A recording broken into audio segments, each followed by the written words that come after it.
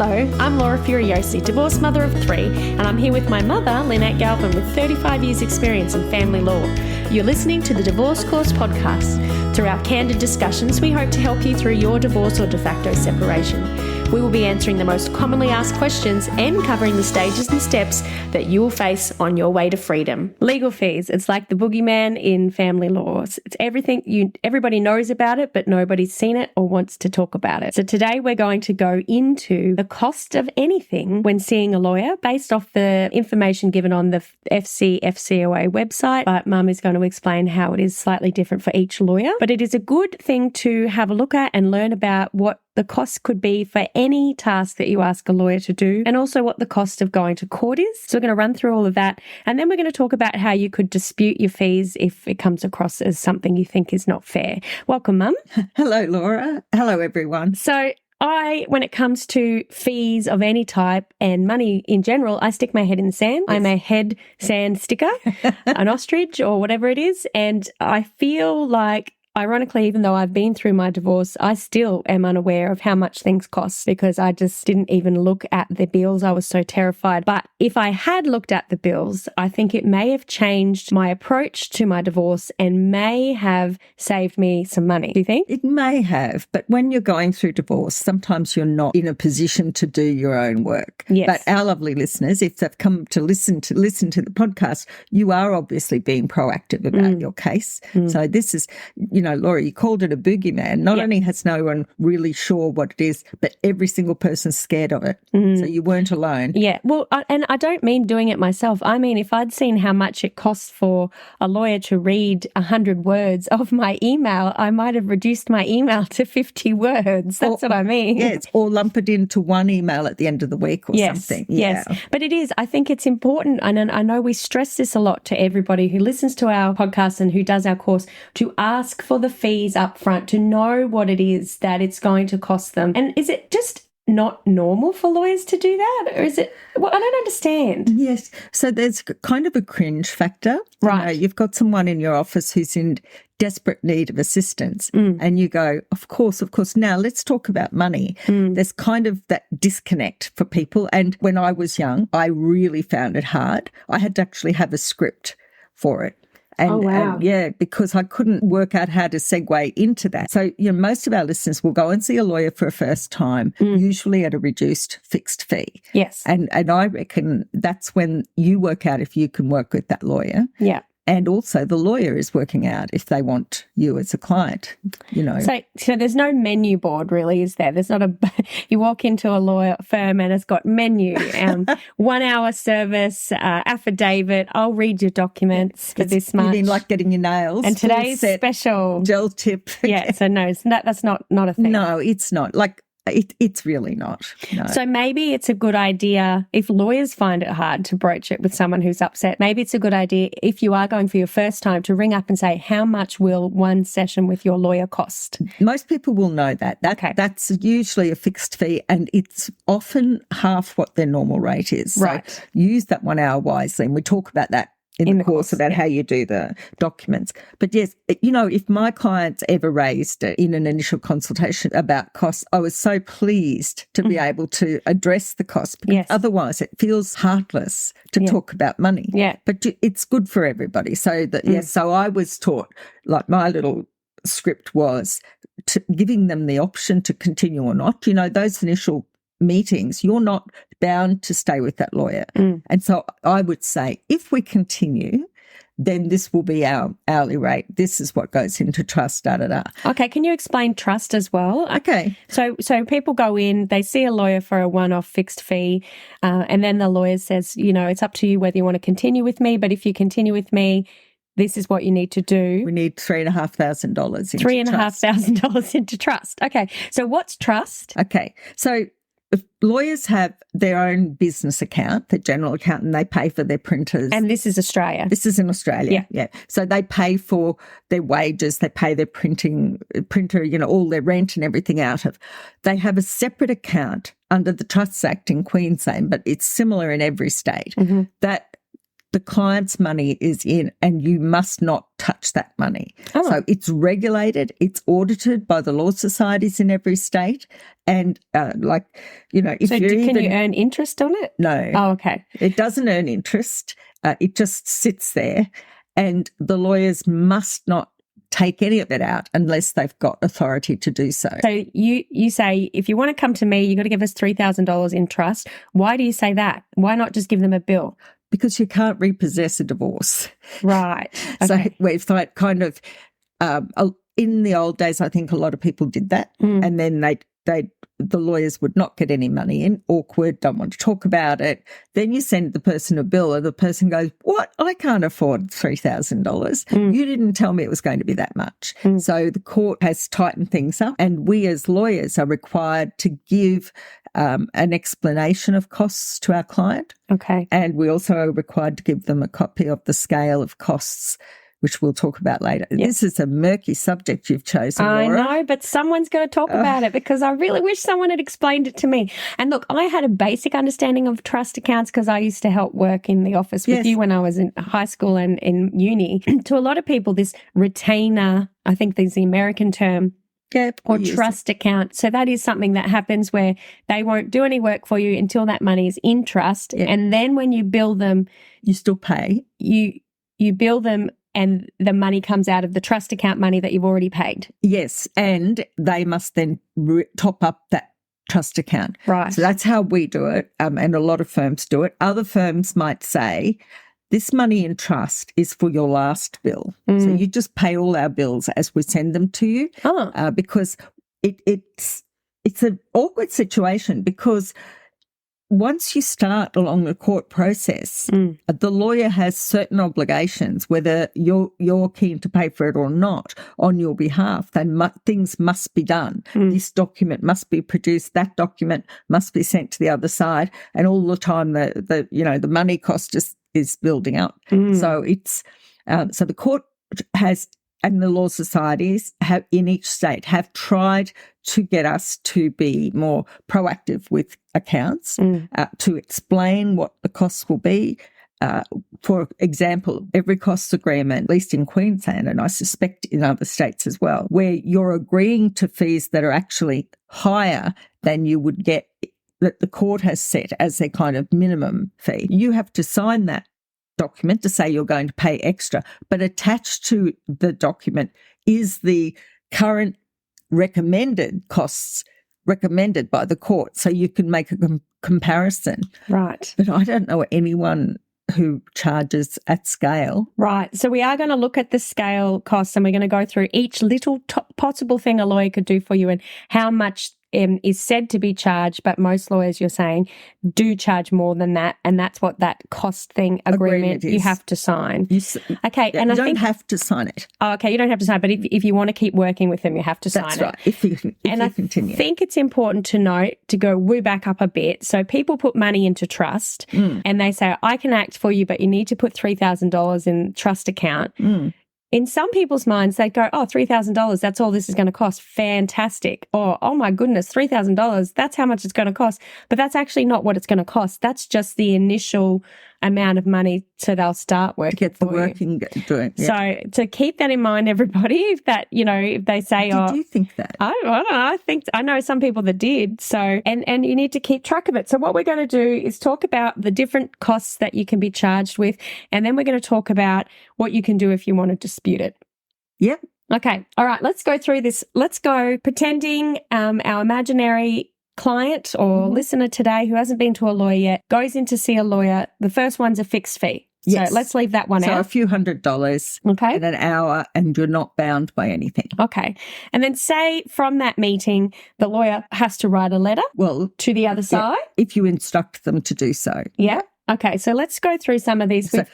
So we're assuming, aren't we? You've had your first visit. Yep. And then you've signed a costs agreement, yes, or not, and you've instructed your lawyer to take the next steps. Okay. All right. So the costs for lawyers' work, drafting a document other than a letter, so this is not a letter, and these aren't court documents yet, are they? Yeah, it is. They could be, yeah. Is $23.55 per 100 words. Yes. Or if you've got a scale of costs, Yes. it could be. So say the average fee, I think, is about $450 an hour for lawyers. Right. I know of people who are charging $1,000 an hour, which seems obscene.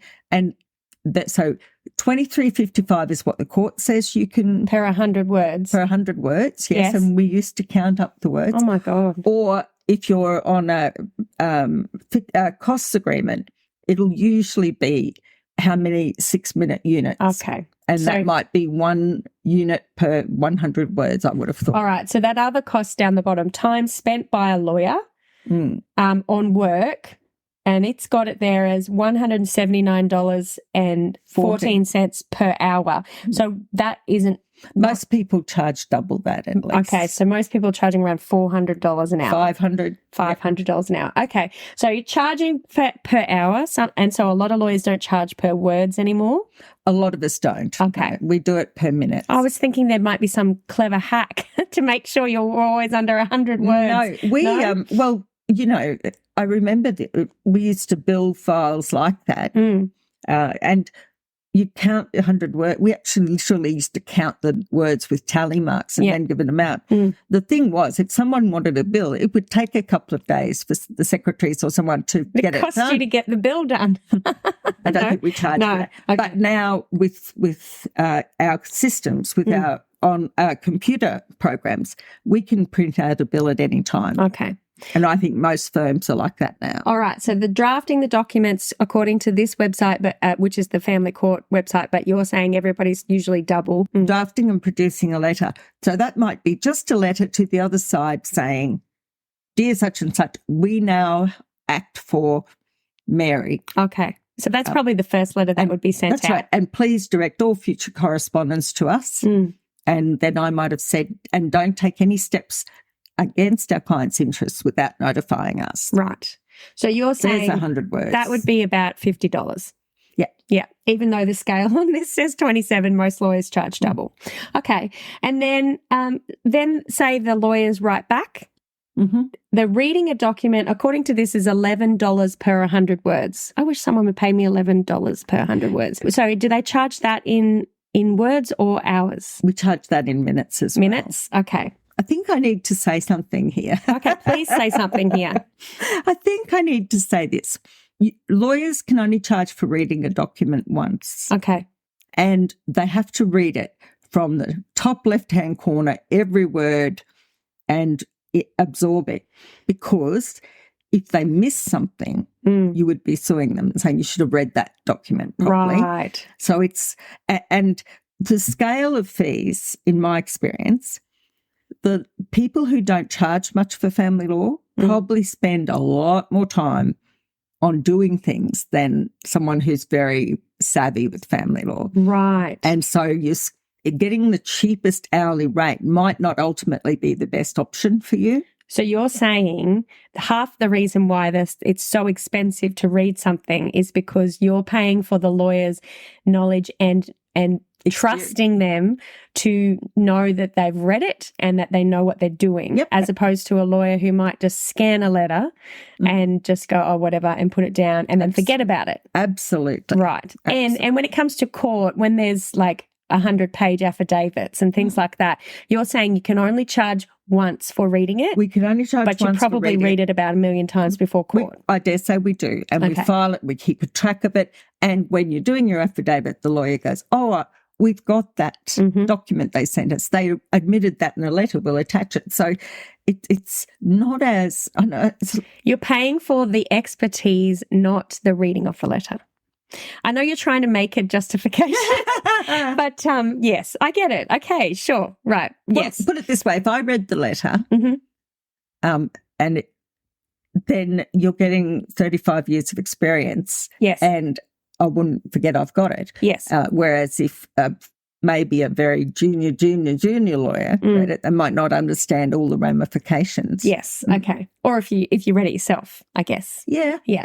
Okay. All right. So you get charged for drafting a document. You get charged for drafting a letter. You get charged for reading a document. You get charged $8 for producing a document. What does producing a document mean? It's very old-fashioned, isn't it? Printing it out. Oh, you just get charged for printing. Yep. Okay, and then photocopying is 92 cents a page. A page. And is that double in the real world? Like, I love how this is like the boogeyman, what do you call it? Light, boogeyman light. But boogeyman real is your cost agreement that you're going to get from your lawyer. And you're saying that photocopying is usually about $2. I don't know. I think I've seen $2.50 for photocopying, actually. Yes, I have. So in Queensland, at least, the Legal Services Commission make it the case that a lawyer has to prove it costs that much. Right. But you think about that. That's the secretary's time. Can I ask them, Mum, why are they photocopying anything when everything is online? Can I just tell you? Yes. These are new scales of cost. Right. And sometimes I think the court is behind the times. They are. Because I'm running completely paperless now. Yes. I'm wondering if there's going to be a scale of cost for telegrams and Morse code. Faxes. Faxes? Is there faxes on there? there? There used to be. So, okay. So basically, is there a way that one of our listeners who's going to a lawyer, who's trying to cut down on their costs, could cut down on photocopying? Because that's a lot of money for one page. Yes. How can you cut that down? I think check that your lawyer is running a paperless office. Okay. So that's something to look for in a lawyer. To look for. Are you running a paperless office? Because that's going to save me a butt ton. Absolutely. And then if you're emailing to the client, to the lawyer, you don't want a law firm who's going to print it out and then put it on a file. Yes. Paper file, not in these days. Right. It needs to be electronic. You need to, and you should, if you're sending court documents, disclosure documents to the lawyer, we talk about in another podcast how to set that out. So with hyperlinks, so it never gets printed out. Okay. And I just did a trial in Melbourne. I wasn't the barrister in it, but the barrister and the judge and me were all using iPads and so the Air cloud. And normally I would have to lug loads of paper, but we just didn't. Okay. So make sure that the lawyer that you're going for isn't going to charge you for that kind of stuff. More up to date. And I think this is really important to notice as well is time reasonably spent by a lawyer on work requiring the skill of a lawyer is one different fee to time reasonably spent by a lawyer or by a clerk of a lawyer. So the difference in those two prices, so one is $276, which would be around $400 real world, and $179, which would be around $300-ish real world. Yeah. So you're saying there's two different fees, even if the lawyer does work that's not needed a lawyer to do work, it could have been a clerk, that's charged less, even though the lawyer does it. That's right. It should be. Because is there some way you can hack that? I know that sometimes people ring up the secretary a lot or the personal assistant a lot rather than the lawyer. Okay. To get some information across. Yeah. And that's quite helpful. I mean, you don't always need to speak to the lawyer. Oh, there's so a lot of stuff your assistant can do. Okay. So avoid photocopying at all costs. Make sure your lawyer's doing that. And then maybe if you can, try and talk to the secretaries more than you talk to the lawyer. So on administrative stuff like, here's this such and such that Lynn wanted, right? Send it to the secretary. They don't actually charge usually for just forwarding those things on. What that really captures in most practices is people who are like doing mechanical things like making a list of documents or something like that. Okay. All right. Now that sounds like the most boring topic we could have ever talked about, but at least we've covered those little bits first because that's important. Now comes to the court fees. Document preparation court fees. So we've got to do an initiating or an opposing an application up to the completion of the first court date. And they're saying that is about $2,512. Plus the daily hearing fee. And the daily hearing, $342 for a short one. Mention it. $1,250 for a half day or $2,500 for a full day. Yep. So you add those two together, about $5,000-6,000. And then if your solicitor is acting, so $6,000 just to do an initiating application and go and do the day. Yes, but more than that, because a lot of people will take a barrister on that first day. Right. And there might be a barrister's fee attached. If not, and a solicitor does the advocacy themselves, sometimes there is a 50% uplift in the daily hearing fee, so another $1,200 on top of that. What the hell? Well, because a lawyer, if the solicitor's going to court and representing you, making submissions, arguing the case, then they're acting like a barrister. So they're entitled to get a little bit of an extra fee for that because they've saved you the cost of a barrister. All right. That's giving me heart palpitations. So let's go back one step. Okay. Pretend we haven't done initiating application yet and they're following our course and they've done their negotiations in letters and they're going to mediation. According to this, mediation, including preparation, I mean, this is a conciliation conference, so technically it's the court-ordered one, but imagine you were doing the one before. It's roughly $2,093. Yeah. Is that accurate or would it be double? It'd be more than that. Okay. Yeah. So it's still cheaper to go to the mediation. Oh, absolutely. So basically what you're doing is you're going to the mediation and paying about $4,000 or $6,000 for that. And then if that doesn't work, then you go do your initiating application in court and that's going to cost you about $6,000. I think that's a good figure, probably about that. Right. And that's just going to get you to your first day. And that's not even the actual trial or anything. Yeah. I'm a bit too scared to look at the trial, Mum, but should we look at the trial? Yes. Okay, so you're invited to our free webinar. Whether you're stuck at the beginning of deciding to divorce or you're struggling to find your way through the legal jargon and fear of the unknown of the legal process, we are here to empower you to take control. Join us to learn what steps you can take, followed by a live Q&A where you get Lynn, my amazing mum, and family law accredited specialist to answer your questions. All you have to do is go to www.thedivorcecourse.com.au and click on Reserve My Seat. Register now for our free webinar to help you make the best decision for your future.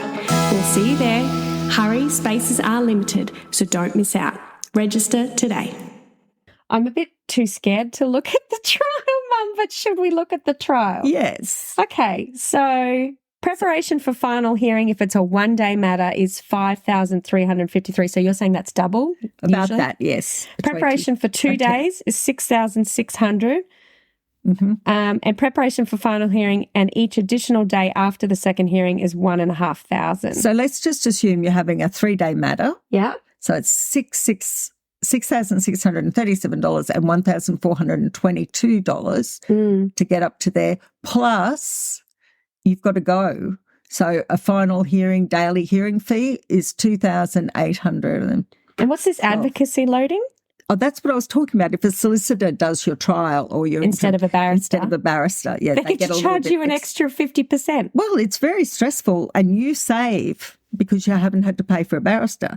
Because look at their hourly rates. Okay, well, before we do that, if you do have a barrister, then they have to go and have a conference with your barrister. Yeah. And that's $721 an hour. If it's a QC. And if it's a junior, KC now, it's I guess. $384 an hour. Okay. And then the solicitor gets paid $277 an hour to come with you. And they get paid $706 for 2 hours of travel. Yeah. I don't think everyone's turned this podcast episode off, Mum. I think we've turned everyone away. Well, it's good to know that your lawyers do. So it's good to get a lawyer near the courts because they are charging you. Right. Because they're out of office. Yeah. And they could be doing work, so they're not allowed to charge you as if they were doing work. Yeah. But they are losing time and losing money. Okay. And so they have to charge something for travel. So there's a hack. If you want to save yourself $706, and do they charge double for that? Or do they follow that fee? They charge a bit more, I think. Bloody hell. So if you want to avoid the more than 2 hours travel for agent fees and travelling costs, find a lawyer that's near the court. If it's more than 2 hours travel, yeah. But jeepers. Okay. All right. Well, that's another good hack we wouldn't have found if we'd stopped looking. All right. So do we want to keep looking? Look, if people are still listening, maybe they do. All right. So let's look at the barrister's fees. If you're going to have a barrister, that's terrifying. So just working on documents is about, so if you get a good, the most amazing one you can get, it's going to be about $500 to $900 per hour. To go to a conference, that's usually lasts for an hour. But look at the next one. If you go to court for less than 3 hours, like an interim hearing, then it's between $500 and $3,796 to get a QC, or it's between $300 and $1,330 So I would say maybe it's better not to get the QC. Yes, the KC. Only get one if you need one. Only get one if you need one. Okay. And then hearings and trials, if you have the King's Counsel, which like are the top-notch guys and ladies, they're anywhere between $2,000 and $7,000. But if you just get a normal barrister, they're between $2,000 and $3,000 a day. Mm. And then you get to pay them to go and hear the judgment. Can you hack that?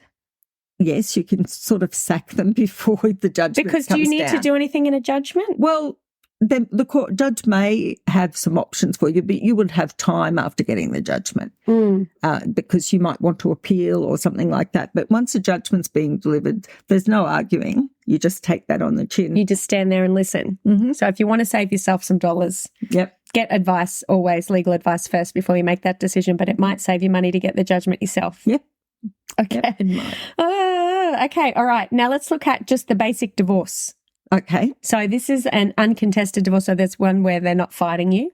So this is a divorce, which is the actual getting the document that unmarries you. Okay. So you can marry again. If your lawyer is employed another lawyer to attend court and there is a child under 18, it'll cost you $1,167. Mm-hmm. And if there's no child, it'll only cost you $868. Yep. And if the lawyer did not employ another lawyer, it's $1,097. If the lawyer did not employ another lawyer and there's no children, it's only $819.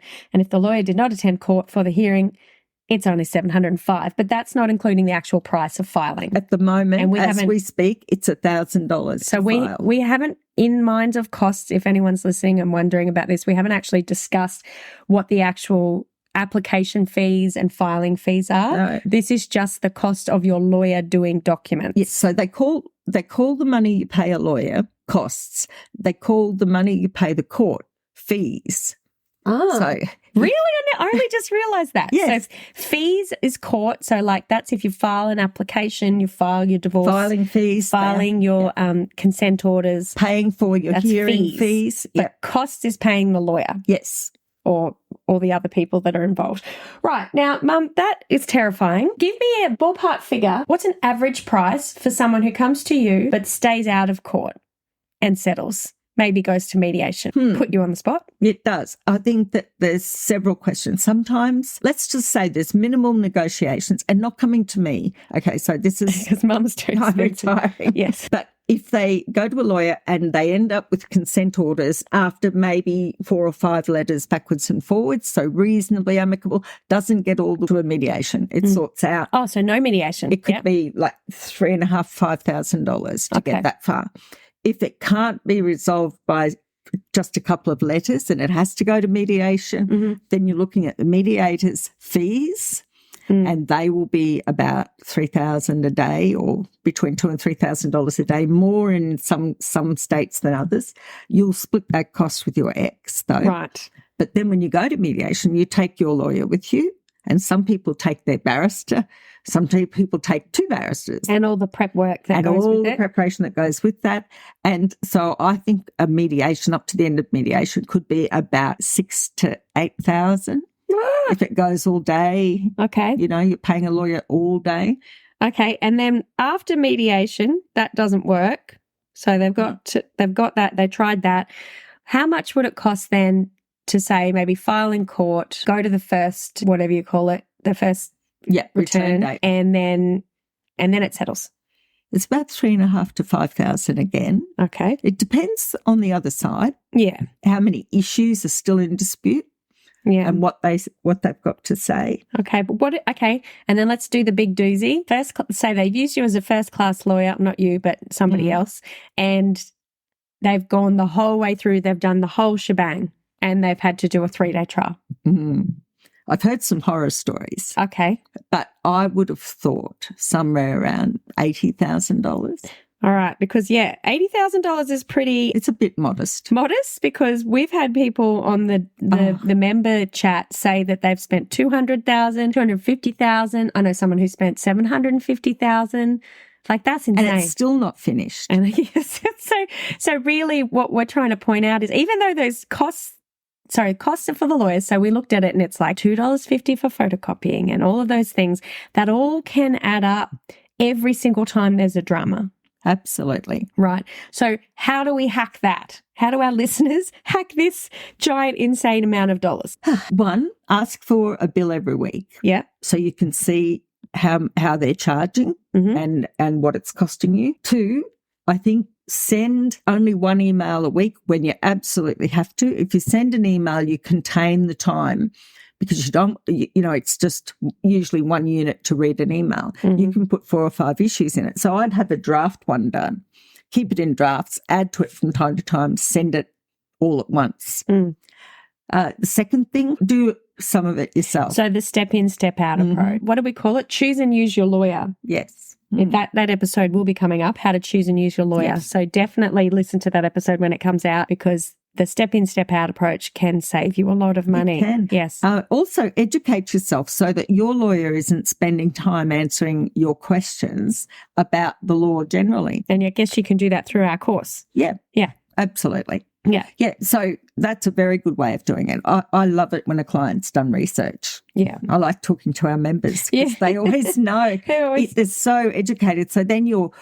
not telling them the law generally, because they know that. You're focusing on how the law applies to their case. So I think sometimes you might ask unnecessary questions or instruct your lawyer to do stuff that he's going to have to do later or she's going to have to do anyway, or you might be querying why a document was done. If you educate yourself, you know why the document was done. We had a lady write in and said, thanks to this podcast, she was stuck. Remember, that was one of the reviews that we got. Yes. She was stuck and they were fighting and battling it out in court, and she thought she deserved a certain amount of percentage. But then finally, after educating herself, she realised, actually, legally, when you look at the facts, she probably doesn't deserve that percentage, and she probably wasted a fair amount of time fighting it. So if you're not educated and in this area, which sounds like a boring thing to do, but it's not that hard to look at what the rules are and listen to this podcast or do the course. Then you go, oh, okay, well, it's like you're asking your mum for Christmas for a pony when you don't understand that there's no bloody way you're going to get a pony because there's no stables and she hasn't got $1 bazillion. And it saves you waking up on Christmas morning or at the end of a trial. Very disappointing. No pony, but spent a lot of money. Yeah. That's a funny analogy. Well, I guess. Did you want a pony? No, but if you go to the judge and say, I want a unicorn, the judge is obviously going to say no, but do you want to spend that much money to find out? I think it's a good idea to make sure you're educated. And like you said, Mum, when they go to a meeting with you, if they have done some of the prep work, they've got their chronology, they've done a lot of their disclosure themselves, that is going to save bucket loads, because it's the disclosure that you always say is what runs a bill down. And we've talked about it. People run out of money before they need money. Yeah, they run out of money before they run out of the case. Yes. They pay a lot. Disclosure is a big thing that sucks the money out of you. And I don't know that everyone quite understands why they do it. And so they're really just trying to complete the set. It's like collecting cards. Oh, I need this one to complete the set. Yeah. You do, but what's that achieve? Yeah. You're just having a sticky bit maybe at what the other side's doing. Yeah. But does that particular document, would that change what you can ask for or ultimately receive? So if your lawyer gets into that sort of thing and you get your bill and you see they're having a real field day about disclosure. Yeah, and sending out $50 letters all the time. Yeah, and sending it out one at a time. Yeah. So everyone's a letter, where instead of putting it all together. Yeah. Then you might think about what can you do. You might be able to get all your disclosure in a Dropbox and send them the link so they don't have to do it. And we show you how to do that in the course. Yeah. So you can do that stuff yourself. Then you're not paying a lawyer $250 an hour to do something that you could have done before you even walked in the room. Or their staff as well. Yeah. So, yes, so there's a lot that you can do to streamline the process. Your lawyer will love you. Now, I promised everyone we would talk about how to dispute the fees. Oh. And I know you don't want to shoot lawyers in the feet. Oh, I don't care. But what can people do if they are just like, this is ridiculous? And I'll put in the show notes the schedule of costs that we were referring to. That's from the Federal Circuit and Family Court of Australia. But what can people do? Okay. So what they should do is tell their lawyer to give them an itemised account. So some lawyers give a lump sum money. account. So, they say, your fee for this week was $1,212. And you go, what? So just ask for an itemised account, and they must give you one. Right. So, and then you can have a look, and you will remember, you keep track. If you ring a lawyer, stop the call before 6 minutes, just before 6 minutes, so you don't get bleeding over into the second 6 minutes. If you're writing to them, as we said, keep it narrow. So if you've kept your records, you might argue how long a call took. But really, if you've signed a private agreement, then it's really a matter for the Law Society. Right. If you can't, in each state, if you can't resolve the issue with your lawyer individually, then it's contact the Law Society in your state. So if you're working with an employed solicitor and you've kept track of what you've sent and you've kept track of how long the phone calls are, and hopefully everyone listening will have their own email address for this, like we tell them to do in the course, then you can go to their boss, write a letter to the principal of the firm. You will have got a notice about, if you dispute the cost, this is the person you can call directly. Oh, okay. So straight to the partner. Yep, straight to the boss. And if they're not happy with, don't satisfy you, then you go to the Law Society. Okay. And they will usually adjudicate through it. There's mediation and then adjudicate. Brilliant. Okay. So that's contact your local Law Society. Make sure you checked and you've contacted the principal of the firm as well. If you've got problems with it, keep your own records. Like we've always said, have your own email address.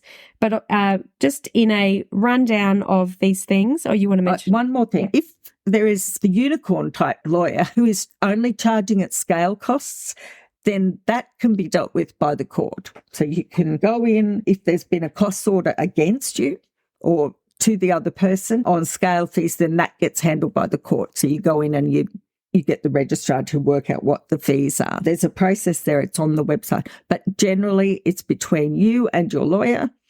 Ultimately, and then next step, you and their boss, if they're not the boss, and then you and the Law Society, who will intervene and have a look at the costs and make an assessment. But just keep track of them so it doesn't suddenly mount up and you end up at the end of a case with a $200,000 bill or a $100,000 bill.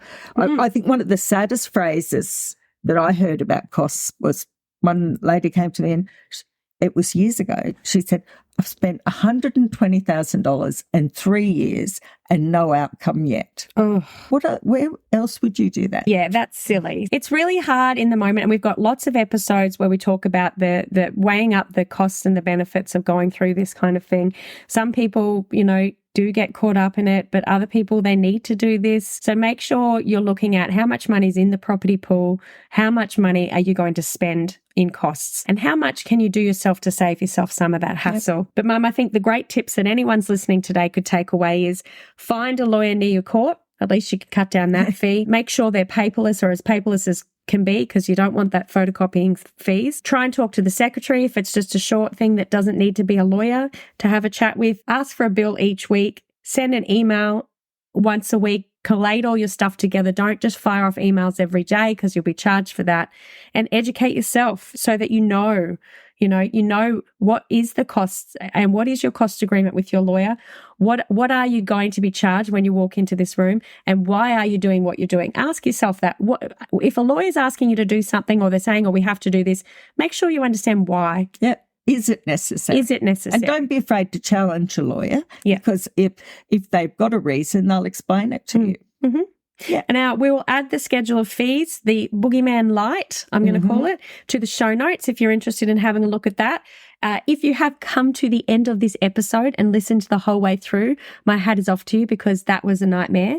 And I know if anyone hasn't gone to court yet or hasn't seen a lawyer yet, it doesn't necessarily ever end up this big. You can just go and see the lawyer to find out where you stand, and that's it. You can do that first, and that's it. You don't have to sign your life away for the rest of this. That's right. And we will do an episode for those people who can't afford a lawyer. We have got a podcast episode that says, I can't afford a lawyer. What can I do? I will put that in the show notes as well if this is you and you can't afford a lawyer, because we have lots of other ways that you can get around this. But Can I put a bit of a plug in for the course? Yes. Yeah. So a lot of people, we thought when we created our DIY divorce blueprint, we thought it would be for people who are representing themselves. And we're surprised that actually some of it's for people representing themselves, but people who've got lawyers are finding it useful for being able to learn how to educate themselves, keep their costs down, do some of the work themselves, and just keep track. So, and that's another way that you can keep your costs down. Yeah. You don't want your lawyer to have to explain the law to you because that's not lawyer work. Like $250 an hour. Yeah, you can read it from somewhere if it was just collated. That's right. Yeah. And it's really $250 an hour is very modest. Yeah. It really is. Yes. So, all right. Well, thank you so much for listening today. Thank you, Mum, for sharing your horrible boogeyman stories with us. And we wish everybody the best. It's not all doom and gloom. There are many happy stories out there, guys. So stick with us and we'll see you next week. Thank you, Mum. Thank you, Laura. Bye, everyone. If you found this podcast helpful, we'd love it if you could rate, review and subscribe. By doing so, you are spreading the word to help someone else just like you. Lynn would like to remind you that this podcast is general advice only and you should always get legal advice in relation to your particular situation. And remember that the Australian laws may have changed since recording.